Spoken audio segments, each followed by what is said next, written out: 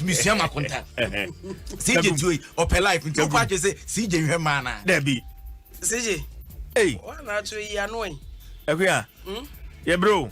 Don't say Debbie. I will fight you with me to another one so like. Are you? Hey. Are you? And them say member no more than almost sister. Yeah, bro. For Yaria COVID-19. Charlie. Sisia Kakono. See you. Enfitiasiano na womo ya spread calm, not fear. Spread calm, not fear. Spread calm. But Sisia baby at the end word. Asem way by you can say. Ghana ha Yesuba and just spread calm asemu. I didn't know who Ghana nini who's I didn't. Sure. No one knows who you Ghana bear spread calm. Her and then in the as I grab. I'm out for that Suko Beach.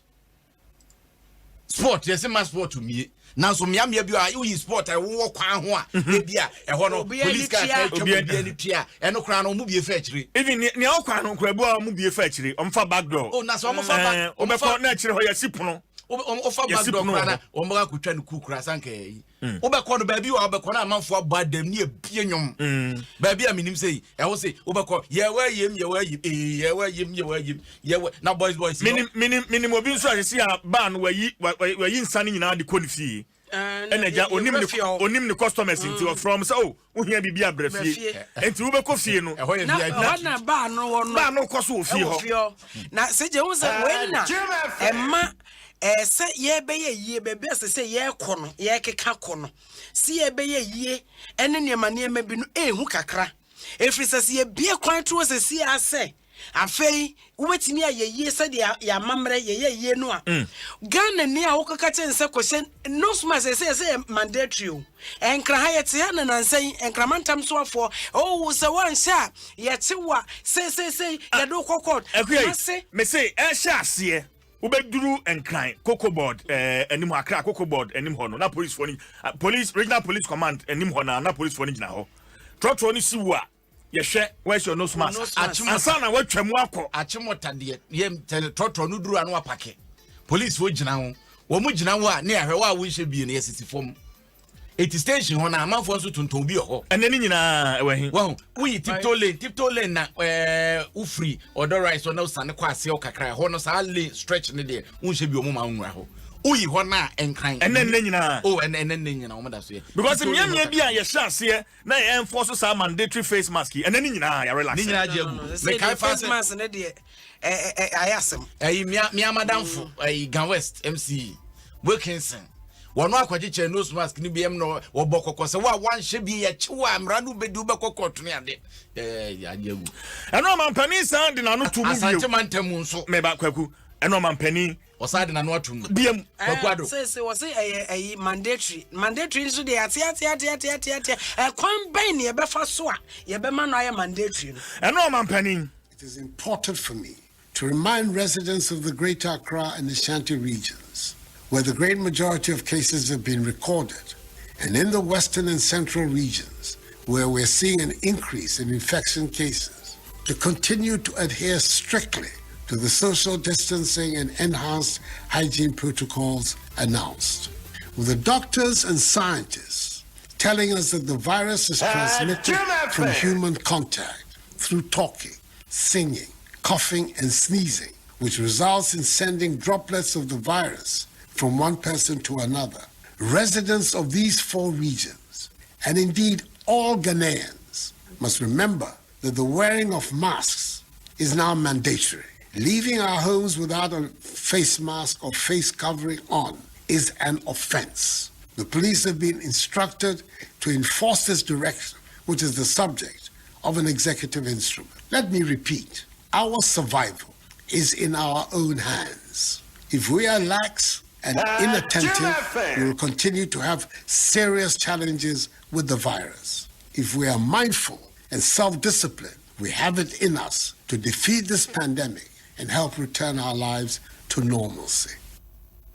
Well, Auntie Enra, Omampeni, His Excellency Nana Danko Akufo-Addo.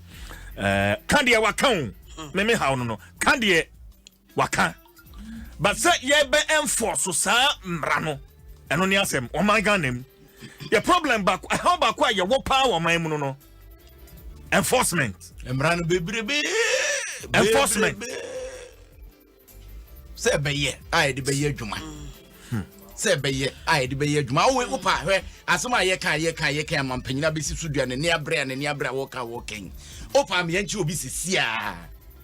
Me yanchi obi so onhye no smart sisia. Obenya panyini bi minister sisia, obefre ne of MP, obefre ne ma say eno a me ete ho ano no. Obenya ohini bi so ono so betutu entoma. Ashe chachaw aka wo se tenkon ho hyen no ahye yumu no aba ono so ba bi chachaw na nsenya wo bi frame me free asesewa na message or sending me enie I say good morning, you are doing a good job. Okay, I say I'm writing this to inform you about the way our people behave in Asesewa Upper Manya Krobo.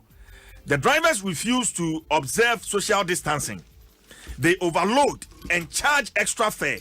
Example from Asesewa to Kufuria, they charge 14 cedis for about 1 hour drive. Also, they refuse to wear face mask to the hospital and fight the staff when we confront them. Or just say, on chef mask ni now drew I sabia ha ne kakape aden force asembisi wo akwetia force asembisi wo akwetia nurse ni bi o madam for na ababawa no ose ma me bi bai o she no mask no ko ka tren so o mask ni ya she eh me bakura chen hwe na oba kama ni mo nipam hwe umuade ose oso pa ma me ne chew duabo nyina bam so wa ka tren so on she mask yente na ka so adwadifo so on she no mask na omo me enye yenti MC fo no tata wo mo na city gas tata omo ko tokusu abebodua ebebodua sa wa bo ho ban keke wa won kwan omampani na osakan se usabre ehye wankasa wonsem akwaku se wa won kwan no yare no se chew na amfansa obi dia ene nka ye wa won kwan wa betimi decide say okay me kura mabre wiase mema yare na kume ana mewu ne mako but there is a case yare na ewo ho na de ma obi a obetimi dia manipa bebre wo kura wontumi nkai wo mo ena nipa ba ko mienu ya wo ne wo mo ebenya contact ebeyi wo mo no wo mo nso de kosa enje say ade no enye nipa ba ko asem ne ye kan nye wo.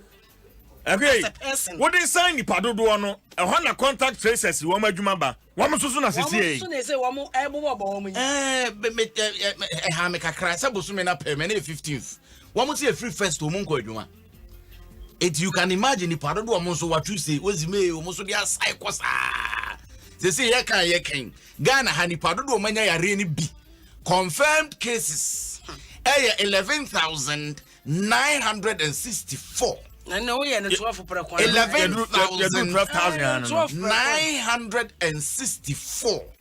And my testy 254,331.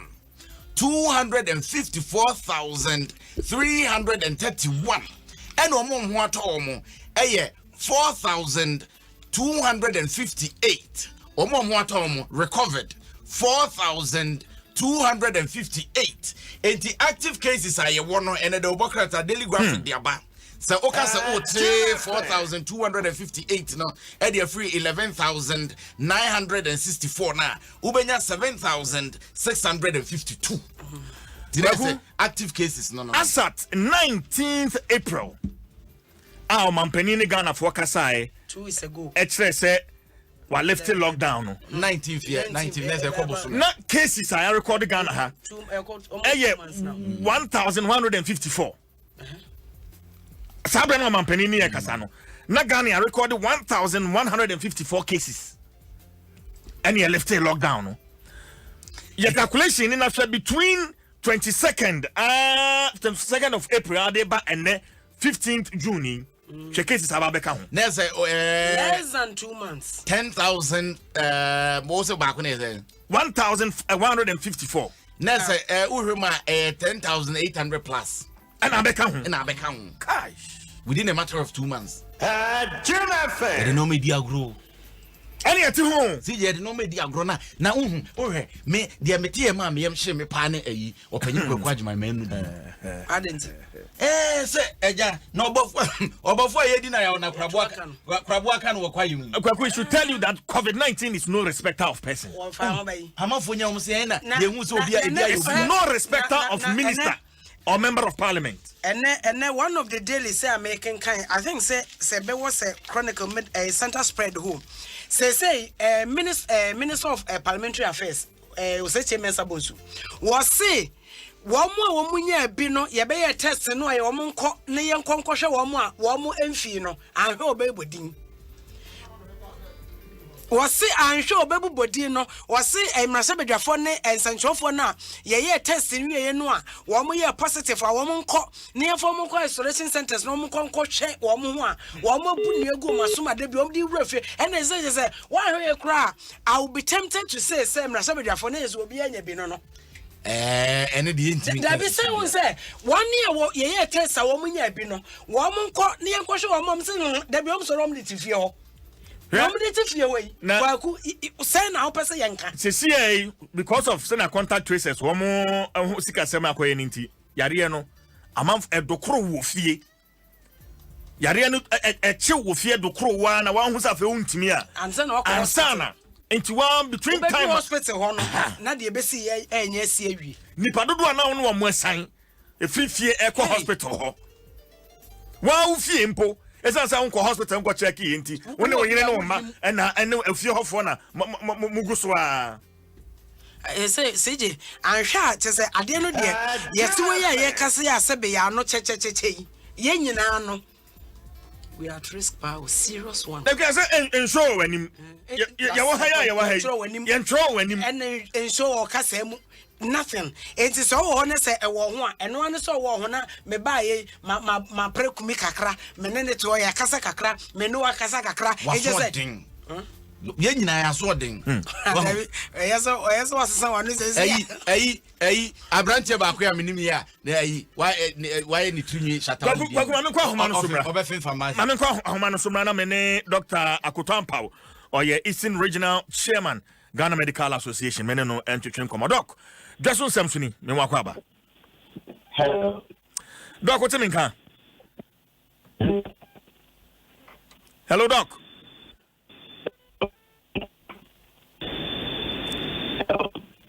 hello Dr. Ampaw well doc what jina ye kakra ma me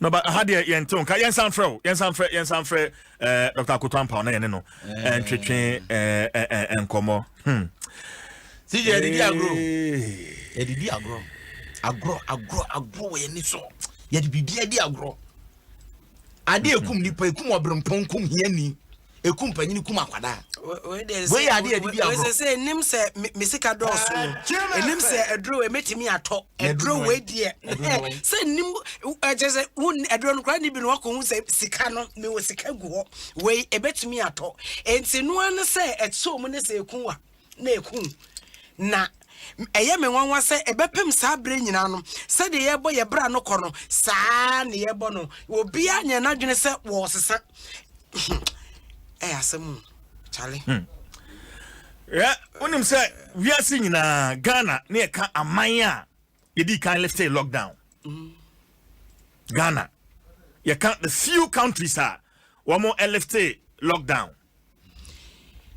na seje me ade ba ko pa ha me e wo COVID-19 se e chew amu awuo ne se yete Ghana he ya mamre mu no empo efunu kura ho mfaso until se obekwa mene mu what I say we respect the death say yare we ababet e chew se se ya wo kura se ufunu kura busuafo ohunu ye nhunu ufunu mpo it is a yenim guasiari chain said the HIV e buy and ya pay so much attention e de hwese e bebo ye ho ban e de free HIV ene de keka ho what COVID-19 e yare a we stubborn disease papa na unim kwa ye fa so edisi omo ba ba ye ne nanse a umkusie bi last week Dividendo my joy online cameraman on the DH Kobi o se hye wo ho te se ayi o na sebe obewu nkwase awu ma yesi nkwase ayi na omu wi a omu de chlorine omu di kan de gu body ne ho na omu de body na hye body jacket mu ni esa de chlorine ni bia sa egu ho omu wi a na adaka na omu de chlorine ni bia egu o che bi fa yese ni esa de body na ato adaka ni esa de chlorine ni bia egu adaka ni ansa na akata so se sia yesi wa busuani bi kra enhunu entime mehwani achi meba omu wi a na omu sa de chlorine ni bia sa egu adaka ne ho ansa na de sika mu de akọ ya de sika mu a ka na omu de chlorine ni bi begum omu yi free ka ni mu a ba bi omu konyi na omu de bi begu ho ansa na de wakọ amananim na mo kwa ye o ba bi ho amuduro amu se ho ye red zone enti abusuafo ni di ekra me no beko papa yi yeduru ba bi ese ha de ya to pempemu ntimi nko na abusuafo na san na afi ye de ukọ ba bi aye kwa akosie no enti ho de busuani bi ntimi nko bi ho de busuani bi ntimi nko bi se omu sie bi otama ena omu sie bi so awudo mi cemetery enti awudo mi cemetery ba bi a yare echeche nkrofo cholera na yi e ba yi kwaku ma mi se Dr. Ampa homa no atoma doc me ma kwa ba Bila but osa ho de won ho de Diabo kwa Nyame Adom ye de Nyame ase doc as at 22nd April you lifted a lockdown na Ghana cases are recorded 1154 and na year ka say 11,964 cases and you record wo Ghana clearly as a health professional enye de doc enye de say cases no try na echo and one share year ye beti wo Ghana no ebia enye ye na de na ye health workers ye worry akwa na mo na wo susu say ye tu a emfa kwam apomode ho ntutu ya na emfa kwam nti a ema cases na sura na echo doc once I hear testing you benya cases you testing kwande you benya cases but rate are echo no and na air problem after let's say restrictions make akwa and also extend the numbers are metimi agada obehwe na nipa no omogin say ya lift restrictions totally and ya ma freedom say ya TFS but enyesa nti say obehwe nose mask maintain social distancing ehia pa ni na asset ti ade obi anye biom nti na me ti o mampeni address na me the party wa enforce rule say one share those masker police bet me actual a prostitute and no there after a year the pa then I bet me comply na your case is the platform but usha testing no yeah testing initially na yet rigorous testing testing no yeah testing announce so yagum testing so make us a problem kakra ebia because over here bibia the testing point no as a bimu omo reagent asa into omo conducted pen na international no as a yes thinking e won no gucci obium but manya information say eastern region bibia e call no omo start test no but say you bet me attest testing no yeah real time and no because one of the problems I want to say Nikapa hospital is suspected COVID no. And there's two things. One, health workers and almost COVID no because they are getting infected. Hello, doc, me tonka. Okay. Yeah. See. Hello, doc. Hello, Dr. Ampao.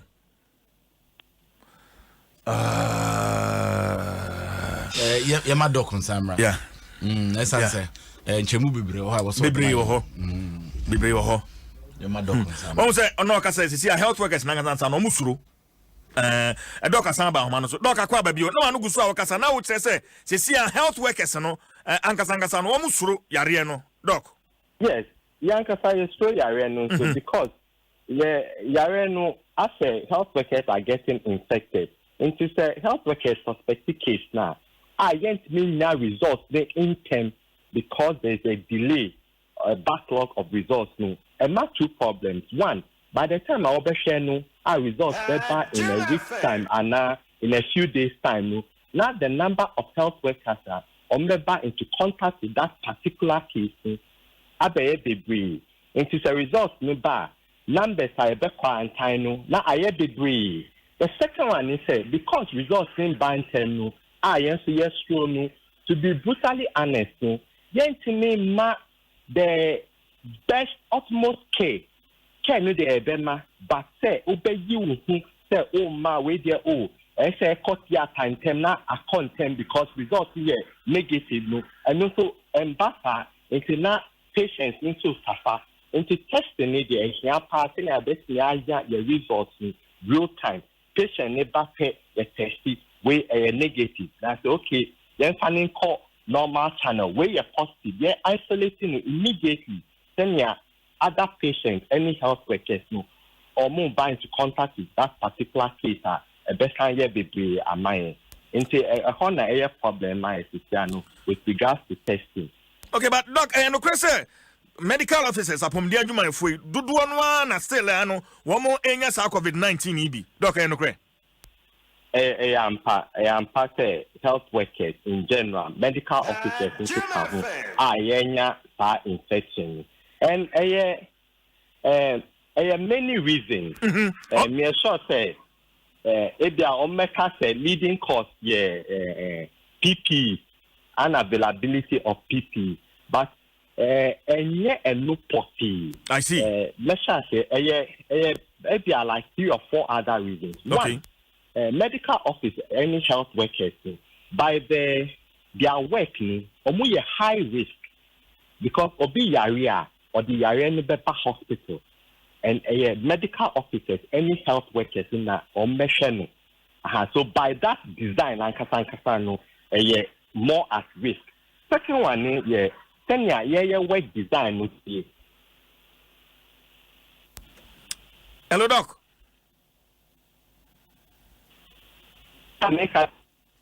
Hello, doc. Hello. Yeah, doc. You lose kakra after the first reason, no. Ni atosu mi no yanton kan yi. Hello, doc. Macho metonka. Aha.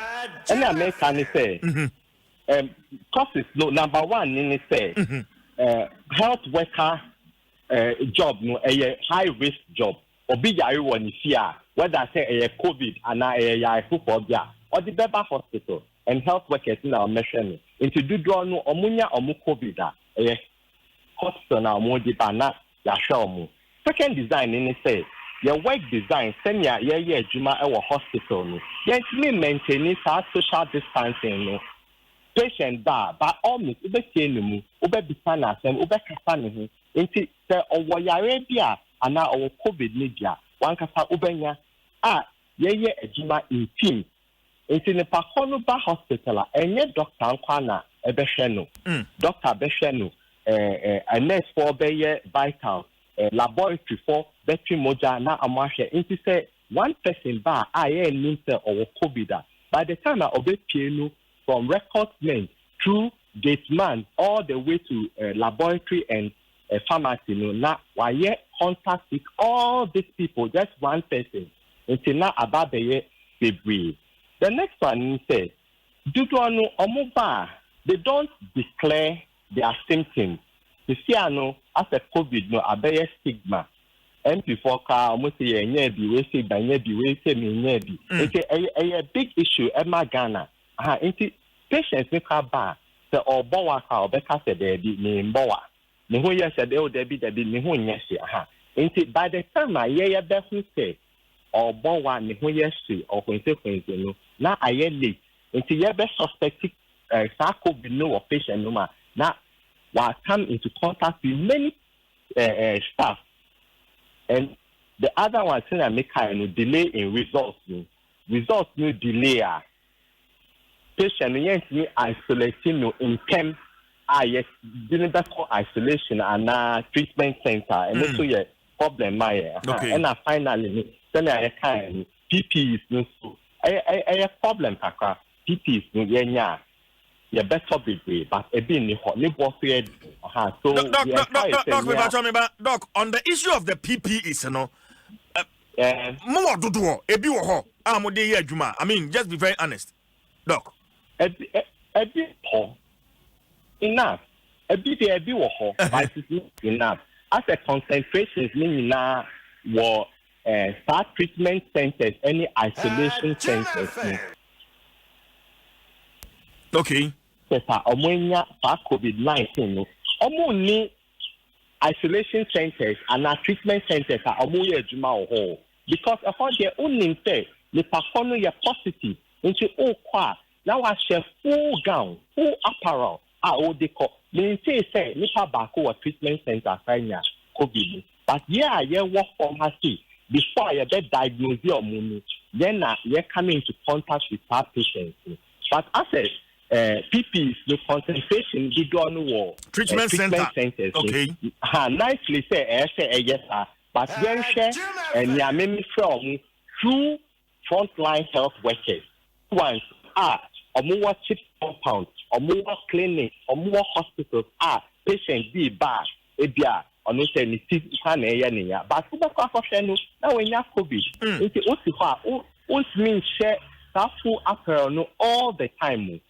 And the standard face mask the medical and surgical disposable.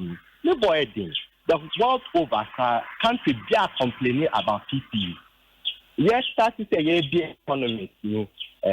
China say any United States almost started production. It's gradually sure say 5 never from. The other thing a problem hospital leaders the cost of treating COVID a church like we are still buying PPE and support and other things from your normal fund the running hospitals and also I'm sure by the time they end now the hospital has a whole on the pocket means supporting a very important say a buying best support and benevolent philanthropists now best support this cause a bimoye and we are grateful to them. Well, nice to say here concentration no e bin call various health facilities no it is a chips compound and more front line more into contact with various patients more the area hodo eba hospitals no doc yeah but doc when him colleague bia na working colleague bia when ya COVID-19 edi Manton Kaye. Na mi bisa say unim colleague bia na wo adamfo bia when ya COVID-19 edi. Oh yes, yeah nimbebre mwenya fire ni bi nim health workers omoye ya adamfo ye be hwe na our treatment center then see minimum ye nim ewo ye hospitals ewo eastern region ha say ye nim ewo national say your colleagues be kwanya sometimes death and very worrying. Share statistics now. Obeka say 54 and 58 Ghana nina. Very small compared to your friend is 11,000 plus cases. Diagnosing in Osha senior maintaining 0.4%. 0.4%. Very small. Would they compare the whole world around 10 times that figure, 10% mortality. But substantial statistics they are almost statistics more. Now a very worrying. Then over the weekend we see as empadia fee as in the down for this almost 54 now then echo. Now we cry a medical officer, medical director, urban no. Now a very worrying see, yeah, can be a band, then yes, I could be. The American ocean numbers now, just statistics and yet very huge. But ocean more, that was say, Unimobia or Casaya, now a worrying to you. No, can I remember na mutu afa contact tracers are yet free June 1st June one more juma because 150 Ghana cedis daily allowance you can see the more mono and I'm on a mutual phone doc. And you better encourage ministry, no, any like those are more responsible for that purpose. Your contact tracing, no, one of the best in the whole world. Ghana, your approach to contact tracing, senior ye COVID, no, senior obinya COVID na ya funny set of me na ya senior testi, no more on ya na ya senior parentamu. Into say, them and policy change no media maker said I don't think it should be so. Yes, enhance that contact tracing, no, because and then Emma rate of infection, no, though cost no and cost so at the rate are the better say we there against them. Into contact tracing media here or more enhancing no say yes cow miss your ma or mutua musica. Now yang like a back cost to send a destiny company really. Madam ne kra no say wo hwese na cases e kosoro wo hwe asiakasa wo ka ye attitude ye suban nose mask ni ade yenhye ene nam kroma social distancing ye adhere. Will you advise na meka you are I mean Ghana Medical Association senka ban hwe na enka lockdown partial lockdown bisa no once so enfamra partial lockdown, Ghana Medical Association, their position in this partial lockdown or full lockdown, it must be accompanied by the report and idea the whole economy of Ghana revolves around. The most important thing in the world, COVID. But a few economic activities are a bebwa. Me, the most important thing for me, education. Say social distancing. No here. Here say obekota akoye bibi. Amenko. Otopia obi benwa na wa shall note mask. Oye nipa 2 and nipa 4. Respect now I say. Let me be when swag. Yeah, sure. Say would manage our life in the COVID. No, that has become the new normal. Infection is to be back home, but say a very critical. I say, yeah, epicenter. I can say to see the Hana ya no see the spreading. It's important. I say lost it all down. Now it's me at testing the pakwa or move ho, and then the agenda no. Lockdown na kasano enye solution. Okay. Lock it down. Say oya bibi was lockdown ni and say yeah very recommended say the epicenters ni even not the whole of Accra. Accra. Now I can say ayawa so na ha say no e more cases nation no. Now you may lock it all down. Now you testing the platform. Now you isolation. Yeah, kanu isolation centers in there. Kana no. Because we share your active cases are there were over 7,000 active cases. Yes. Ghana this year. Yes. So this 7,000 in more hospital. Many sure say your hospital beds Ghana best near support omunina. So 7,000 into using institutional buildings, any churches, your biggest treatment center, Pentecost church prayer camp, Goma has seen.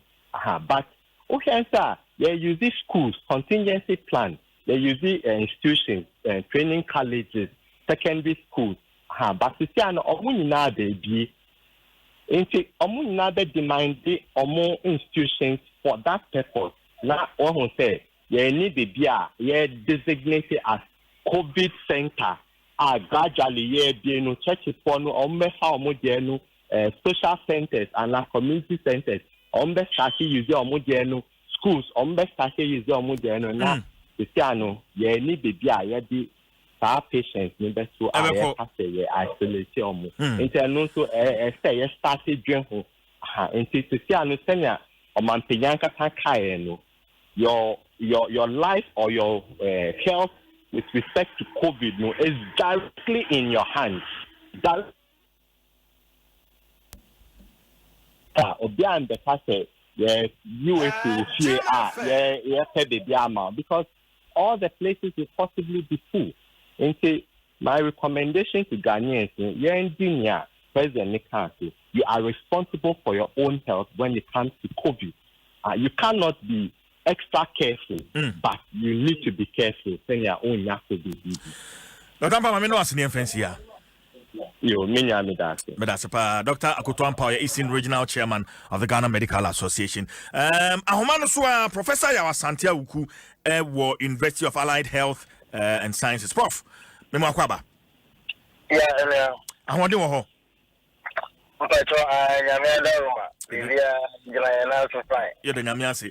Prof, Oshe Kwanya, ye use nose mask, a face mask, yari ebaye. And then the current case counter from where you sit at saying, Prof. I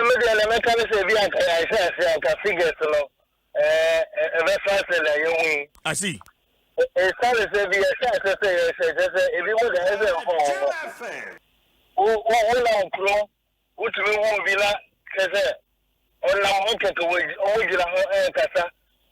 the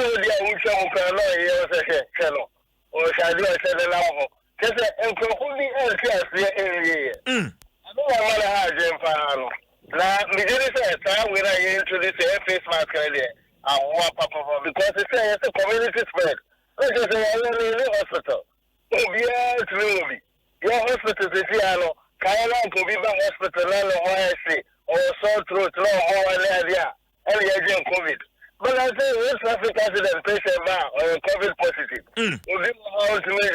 Positive. There's no real criteria. And then the other community said, let me have a COVID patient.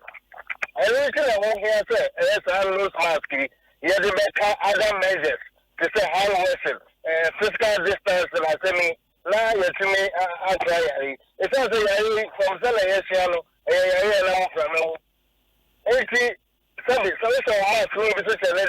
the principle is that you keep your own illness and I keep my own illness. So we don't spread it. But you say you're using you're going to be chronic. If you try 14 days, 21 days to the you're over.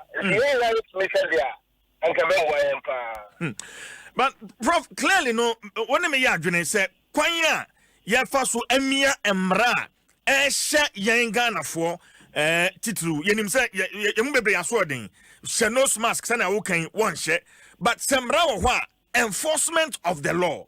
Prof, ye any den na yiye. Hello, let me see president I'm so with in the right direction. You bet me all the law lady I just said down like I see and you umbrella so it's a be person be this because Ghana for generally the employer wants them. It's a law last time I've been with you. Yeah, 80% to cry say all adhere to sir. Nose mask, hand washes, and maybe this is ready. We are not aiming for perfection. We are aiming to get as much people as possible to adopt this strategy. So, I deal with it. Okay, and the Prof, you're saying right from me as an individual, I think so law enforcement agencies, the various district and municipal assemblies, to abide her. Yes, you're saying in the enforcement of the normal penny or can you? We are not this the various districts, the community level, and local stronger. As we say, if you are trying to be police, the community level there. So district executive, all you meet to agree. Obia listen. And you can actually listen. So I'm going the bank of police there, they will deal with them. I try they know how effective in terms of some communities, I'm sure, say, very easy to deal with. But we will need a lot of the police enforcement and you also say citizens. It will be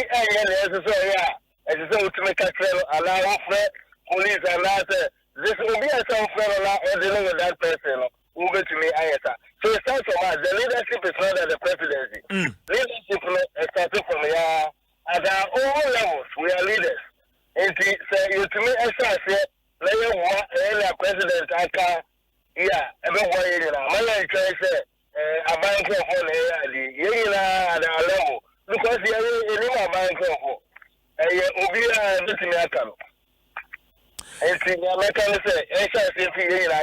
we should all be responsible citizens and we'll be able to get this disease under control. Prof. Mamino was in the offense here. Professor Santia Wuku, University of Allied Health and Sciences, and Yaneno Acheche and Commando. For messages in the 0556 748 029 0556 748 029 Nayanjibre and Kenkai and Fa and Mount Naposuni Guso, Mekweku and Mekuya, Wamuaha. CJ. And some non the Equin is a Wankasabo Humbine. Obi Numedruma Yafo. Yes, or brand your money better. As to Panso and Chasim tea. It is a ya boy who buying near the Shebrebesha and some. Na unife you kruma, memekrum. Ubu are unife. What Babenin Kumban, Church out Tranquilla, Macofire, and now the Aquas will be able to fee. Well, nine is sacrifice, mother. And a quaku, Adeba constantly say, no cre a woman is a gunner, no, Yankasano, and no cranny say a swording. Necessary war o maso odin a wo se wutimi yenhye a wankasa de beketeli nkwala no what you say wutimi nkasa mema no de saa na omuti o anhwe ya ebeje nsem na sekan krinsu gi ne ho e wakoda nsem mema no meka omunti o maka omunti wo enti omampani ene abai esese wo mutumi eye strict measures a wo de beketeli Ghana for no because say wo jai Ghana ni say cause no smash no ye say ya ye ken apostle no mo bontia no mo hwe enforce so sa na manyina ewi achi ene ye wo nyina wonim se sika kura na esi ade ma wo mo no ya mfa ma mo ntiafe ne ko wi achi ne no so akwa bibia ho sika na dua achi mo ye na duane wo ye na duane san wo ye na duane san mo ye na duane enti si putogum ni hwegum ni nyina kokwansen krom enkokwanye there be and farmer no because Ghana ho bia pesa but wo de mani pakro a no nanim de wo de beye entu farmer no ya yenhwe sa ne mani nyina ka ho se etwe sika sa posifo amokwa bonte akogire wiaso akoy adwuma ye farmer wo mo sabe ye besi wo mo nkran amomo ye adwuma no kwabra ne nsusu ete bebe wo so se me de kono aduane wo bia so mo na asem no unim se ewia no kwakuma me kwa homa no so mra na mene Joseph Krampa Okasa the Ghana Registered Nurses and Midwives Association. Joe, Akwaba. Yeah, Aja. Adwuma no mugu so de. Me Adom yeguzo kakrakra. Ya de nyame ase. Ye kasa mo members ne dodo asai na womanya COVID-19 yare bi, Joe. Yo, ele me chiatie fo nyina. Yesa afat enada. 15th June ya ye wo mu. Your members ni na bi aka wo mo 181 oha adi oche baako emu oha ne adiosia miansa nurses baako free mu watakwa no na emu du oche nso midwives John Bato si figures ni su bi o mame your grand total, crop for members and nurses for the midwife for no be account free associate basis brain. Oha Bako Edioche Ebako 181 nurses and midwives. Na ye chichemwa emu oha ediosiamians 163 nurses Bako free mo takwano. And emudu watch 18 also midwives. You share some of the challenges. You know some more front line there. But how come? So then I'm to 181 nurses and midwives. Yeah. Joe. I did a film per year. The modern abaya modern. Name say yenya enwe ya yetimi hu niam egu aban so a oye now so say ye hwe yare na me say kwan na first no adwena ye nya fa ho na me say esesa ye hu no if it's a first no na sabi obi kra betumi aba na ye say on show symptoms bi na say nkyereni bia ni nipa no ho a ye hu no but neno akoye say omo symptomatic no omo eba just say omo eba clinics ne sa periphery me pa say doctor me ngeto ani akesi nyina omo ba eti akoye say first no omo ba sa asymptomatic I say no ye nhwe wo omo ho no enne de bebre no emom na eba na akoye say first no ye chesi wo mo in the community fe contact tracing no ne ayi mo na ye omo ne ba ne de omo ba doctor man kasa no bebre wo ho symptoms no omo show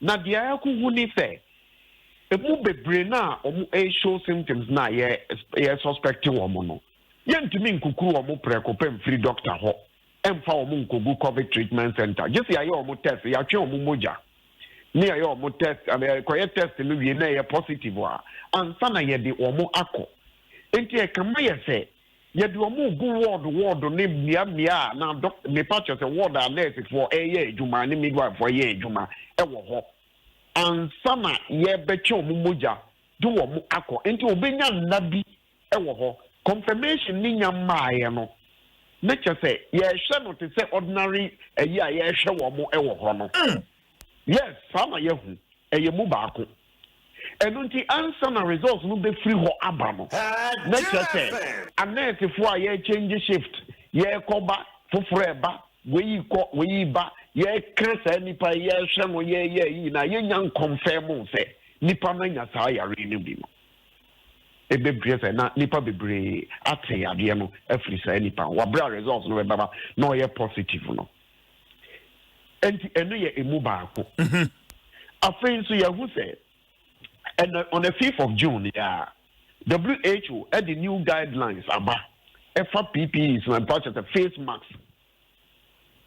mask no o ma kire say ye juma ewo health delivery centers now I say yare no ewo hwa ekwa animo no ese se omo pe medical face mask enye de ya pam na bonten ha ne bi asem de ekan enti se ko ba se no mum na ye nkofo no binom so ye toma wo mo no mo nso eyu so a ene ye nhwehwemu aba no kire se no nso tumi ma e de house so ebre wo mo a omo ewo sa 7 delivery point enti sa face mask na omo eka no well WHO eka no omo nka se mfama covid treatment centers no nyina no nko a na mum ene babia ye treating nipa bia ye health delivery service point bia chips compound or health center o ifa o omo nyina no e wo se no bi ene ye de ma wo mo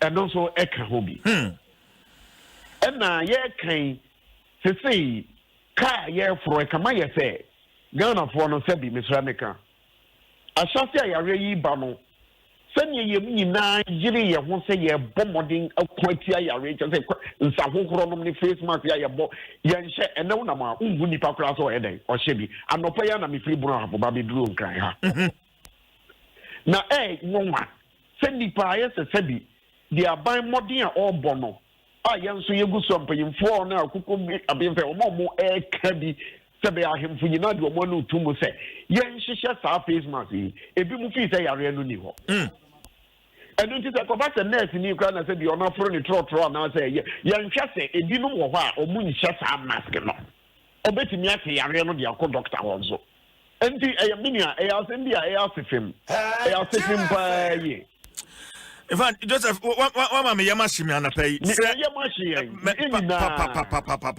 I tell you. Because me bank hana me kwa me kakwana obisere. Me yire o ma me mura dem o.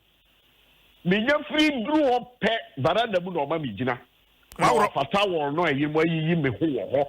Na wa bie pono de makọ ama mafamu akọ adware akọ dware awie me ntade ne mai de one no gunsuom. Ansa na wa bebisa mama me ehu papa enya diketwa eti anope ya mefiri nkai sunyanya ba be dru ha anope yi na ye due data ye nya ya enkrofo no de aba no ye neche se 181 members, nurses and midwives. And I areno account. Hey, a mudumian son, and I or more at Tiapa. But John, I mean, be some way. During before the lockdown, Abayan Shisheye, Senka, Yemfa, Ayalolo Basisi, Emfa, Apomdia Juma for, Enko, Mejidi Sana no bois. Esan say any munina mo bounce ba kuma munina mo Apomdia Juma for.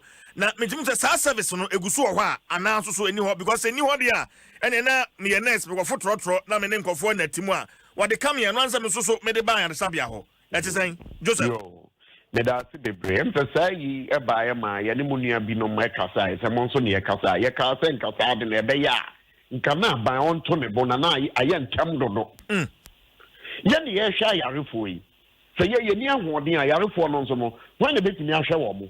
So that's a genetic food or more quarantine nipa 1,300 and you do a mogu quarantine. Yeah, you mukakra. Now you be seeing you now could good day quarantine and I say, yeah. Now you be your dance to me, I say you more muyari. PP is Nankasa, you hear name, anyone I'm saying that you need press DW news. German news AB. On interview ya na near Kasa. Deutsche Welle. Facility Baku. And I think the central region. Nurse in the Kasa wa money ding. Ofi ade chi no mo kwa adwuma kwa mo ye mo hihye wo mo. Niam no ni ho. I don't think they are compasses. Even crown ya the suspicion suspecting say down we and as a word we crown me say case be ya da what na cha so bi abezo bi we ho. If it's a neman na candiana, we hear the air, Jumano, any hop. And the Nansem Kitwani, numbers may fibra, ye be a play, a vessel, lockdown, ye be ya, ye air bay. She said, ye no man vehicle. Shall my air to woman, air cosro, ye young ye. A Yarafonza, ya shy Yarafonza, and what's a boy a by name, you know. Ya you by the actual say, what ye, a way a COVID treatment center. Eti hɔ deɛ yɛte ani ɛhwɛ hɔ paa ya ka menka no nsankwa so na ya ka ba bi ya bi ahodoɔ no deɛ ayɛ sɛ yɛ deɛ yɛnte ani mu ba mɛhwɛ yɛ yie ɛno nti yare nneɛma kora so sɛ mode ba ma yɛtumi bɔ yɛ ho ban sɛ adwuma no yɛyɛ ɛno nso a ɛma akadeɛ nso kora mode bɛma yɛn nso na ma yie mu binom ba yɛdɛn afiri mu but Joseph mo 150 Ghana cedis daily allowance no ɛno so ɛte sɛ ɛba ɛno no ɛnyɛ ni bebree kora ka sɛ ɔmo ɛgyae ɛnyɛ nursefoɔ nko a na ɛyɛ saa adwuma no ɛno no deɛ yɛwɔ saa disease control officers and other yi a ɔmo nso keka ho ɔmo ɛkɔ but information a yɛnya no sɛ ɛmɛ sɛ sika no nyɛ dɛn ɛma sika no ma eti ayɛ sɛ deɛ bɛmmɔte ɛnyɛ sikasɛm ne yɛreka na ade bi wɔ hɔ a woyɛ a wotumi de hyɛ obi nkran ɛma ne tumi yɛ dɛn ɛyɛ deɛ nka ɔbɛyɛ aduro no ɔbɛboro hɔ but saa nneɛma nyinaa ntumi mma na nyame ani no wohwɛ obi ma na fa akɔyɛ da menua yɛnso yɛnkwa hia o ɛna meka no obia ni hɔ a ne life yɛ second hand life obia life hia obia nkwa ho hia yɛntumi nka ya no ntumu saa na saa nneɛma a ɛba abɔnte na kakakraa bi ne akasa na nursefoɔ akasa yie ɛwɔ man yi mu da bɛne yɛnhwɛ m'anim sɛ nursefoɔ mbɛkasa yie ɛfa saa nsɛm mu because asɛ mepa kyɛw ɛno no deɛ mentumi mma wo da no na abobo ne ayi na yɛ pɛpɛ nneɛma so ɛyɛ nkrataa bi mu aba abɔnten a ɛkyerɛ ɔmo yɛ even frontliners yɛkyerɛkyerɛ sɛ ebi a facility koraa no a yɛnya case no bi wɔ hɔ no ebi a wo deɛ wonya frontliner ɛna ebi a na meka sɛdeɛ yɛgye obi de too hɔ a ɛkyire yɛ a wo ɔbɛfa obi nsa bɛyɛ yɛhu sɛ chief compound bi a health center yɛyɛ bi a okay mommɛfa no nkɔ district hospital wei na sɛ ɔno ahandle saa nipa no awie na ɔmaba bɛfa no kɔ baabi foforɔ na afɔ deɛ yɛkɔ tɛsi ɔno ama ɔno ayɛ positive ɛwɔ saa facility no mu a na ɛsɛ me a medii kan handle no no deɛ menyɛ dɛn menka ho ba ɛbɛwie nso no na me nso menya yare no bi wo sɛ medeɛ menka ho Joe Mame no asini mfensia. Joseph Krampa is the PRO, Ghana Registered Nurses and Midwives Association ameneno atwetwe and common Adom 106.3 FM. Na putupru areho semwa sesia yensaka ewo Dwaso Nsem dwumadi eso say Ghana dwumtuni wagidini pa in fact a card to for high life mama high life din ntini pa Ghana ha wamu baako nana tufo watwa nani ahweban 9924 watwa nani ahweban wadaya wan sorry na we close source obenum tuni ni pa na wa confirm de ama Dwaso Nsem na emu details ni nyina de enche bia de bebre etiefo and it's sad. I wanna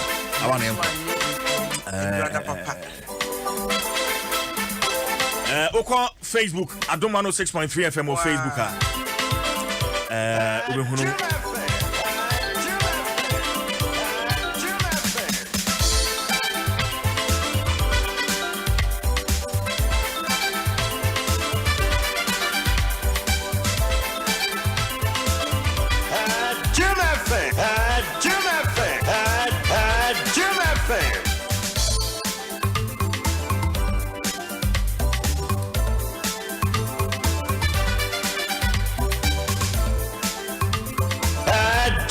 FM 106.3.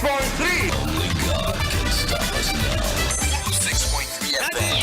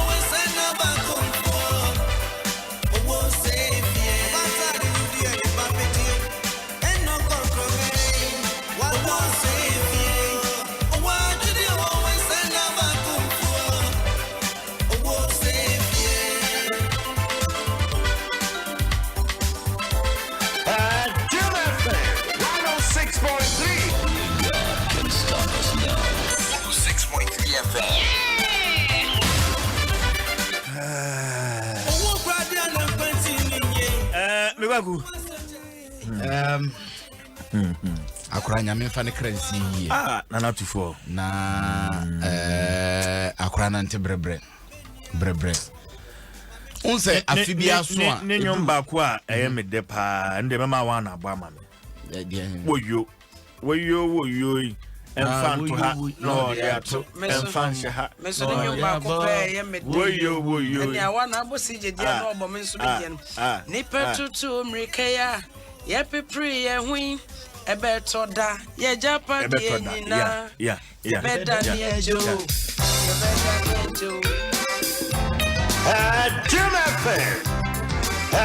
Jumaffair Medi nini me de papa wa mom de je se no Jumaffair 106.3 6.3 FM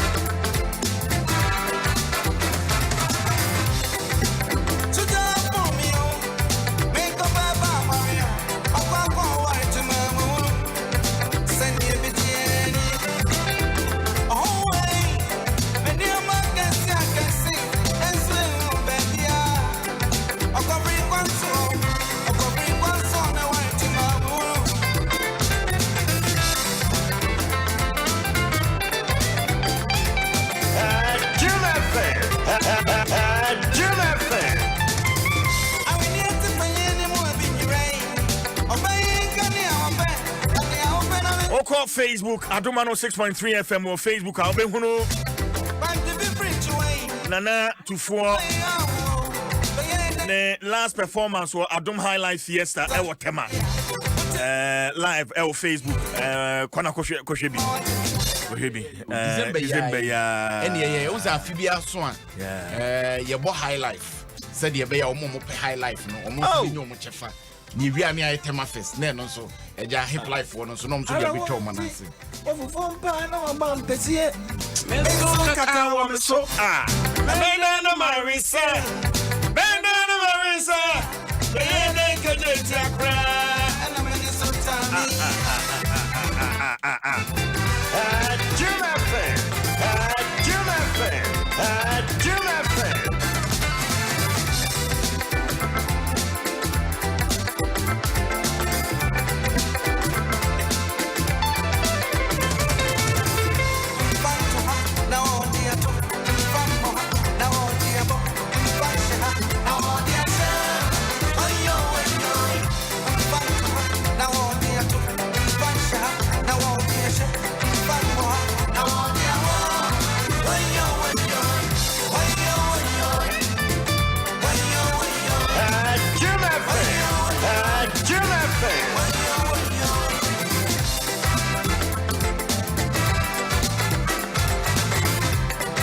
Adom 106.3 FM. Sad news coming in this morning. I'm going to find a cry in CJ Yako na not to phone him we. Semunya Daja Momo Mami. Sanyum na amount for the D something. Maya Ketechue Minia Nimonyamti Abusia de Miasha Basse. What do you something? Minis, Messi amount for and be Minis Seme. Zaria, I want to kind of you are Adom 106.3 FM Minchichin Komwe na fe wi amrantia no omonfa agudie hu nsem no emfa emra COVID-19 hu komotwetwe no a na Go Fields Ghana na womode sa campaign obetimi ben womo ede COVID-19 campaigning womo ede egu akwan so na ye ka say Joseph Apia na ye ambassador Joseph. Yes, sir. Akwaba. Yeah, minia. Juma mboko. Nyamia dumboko. We juma pa ni saying as an ambassador. Yes, juma di ama Go Fields Ghana. Me juma nkasa any say me putu team no together. Okay. Na me na me hwe map na ya de nam no. Me na me kire kwan no. Me play a role so in interaction ya ne amanfo no. Enya. Enti juma nkasa de doso. Okay, enti so far impact no et saying he den na watimi aye one team no coronavirus yare no e de nyoma bebre na aba ebine social distance ebine self quarantine ne self isolation ne sa regular face mask ya shishe enti ama we are not in normal times as yenyina enimu no. Yes. Go Fields Ghana ejumako ba time bia omoni kun communities no ho enti sena yare ni si buboba no emamusu to anamo sena be yo mbetima so an because takwa nsoyem municipality ho no yare no apejapa. Yes. Started near nam 5 na is agra ko 10 15 20, 30, say and I'm 250 plus. Wow. Yes. Hey. Yes. Inti Emma Go Fields for Museum Kakra. In fact, to anamo amone assembly no. Almost supply mo Veronica bucket no bebre ene gun no. Then I think say PPEs bebre. And quickly no put up campaign team.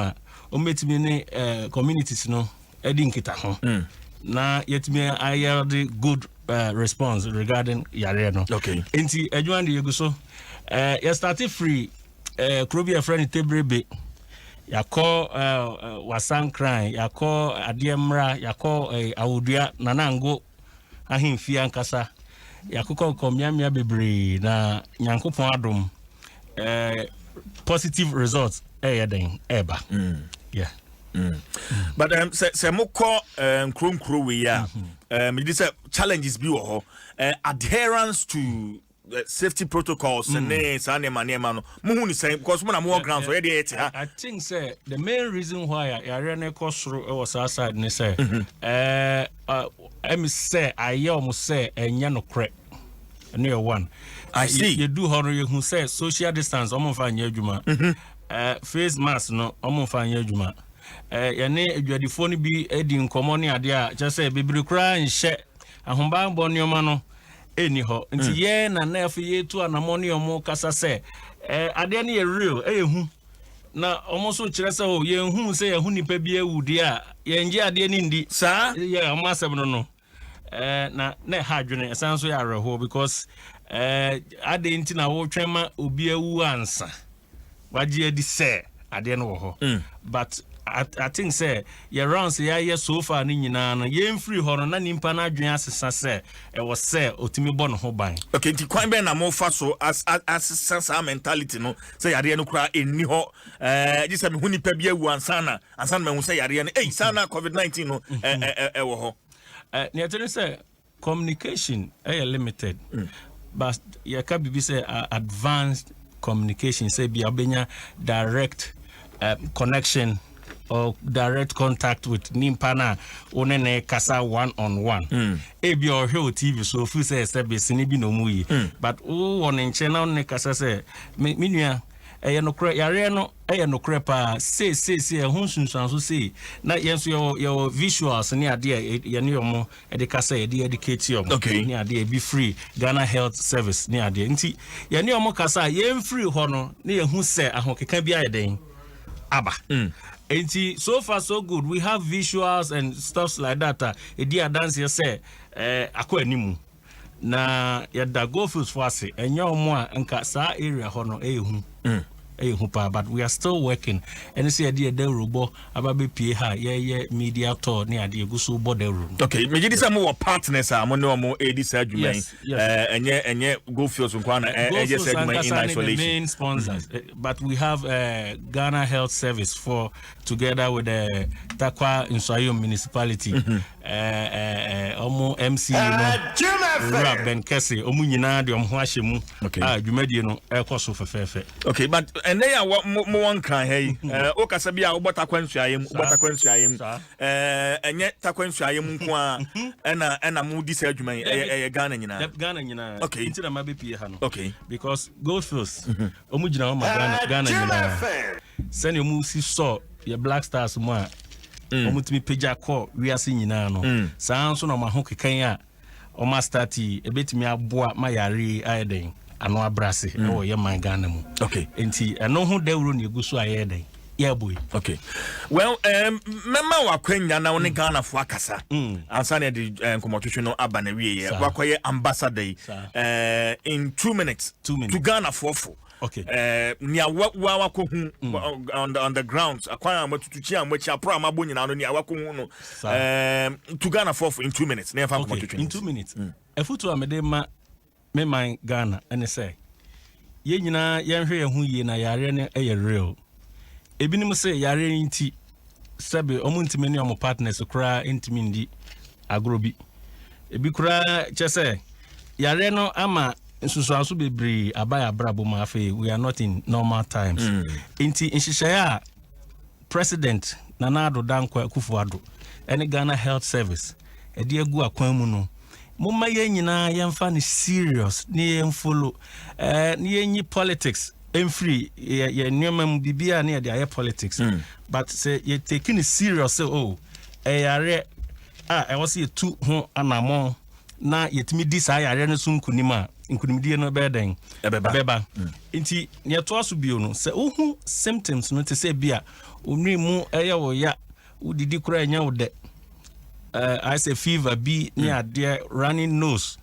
near dear tipae science be a dead dear. I was saying temperana utu anamon echo ayaresabia na ko check e bia na eyebi na wan fan sign omo yeden e ben wo nti nya make acha Ghana fo nyina ne say bomma yen take health care measures no serious. Joseph Apia mamenda wasine fence ya menka ho wish you well. Enti Joseph Apia ambassador Gofields Ghana COVID-19 campaign and an apemene no atwetwe enkomo no Adom 106.3 FM. Jim FM, Jim FM, Jim FM, 106.3. Stop us now. 106.3 FM. Jim FM.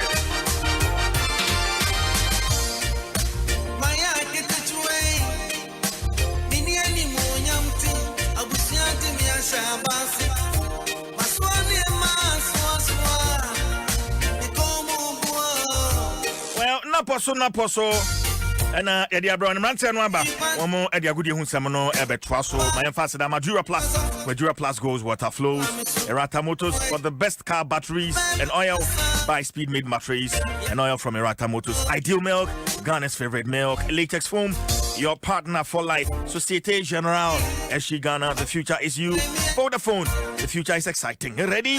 Agbeve Herbal Center. Why are ça fi? Erica see do buedi. Kejuan Ankasa. Fantastic young man. Erica ba. Eko bemi na min bisao nana tufo. Say one time now you DJ on. My bonyum pain. What bonyum pain? By a coach level. Oh, okay. Say coach. And you work premier. High division 1 division 2. Into a coach. No jam cheese in the on. Or a professional. Yeah. Adom Star second batch na Eric see do body buy. Yes. Or buy also a music presenter. Oh. Until the first program no obe presented said the Obo Drive. And Jerry Justice ni yake tuano. Same oba no be aso Tracer Brandt and say we dim kwa. Why commentated here. And he said Eric said do body. So big. Fantastic.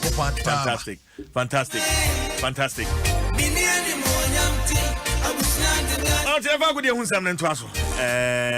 Na yanku yanim.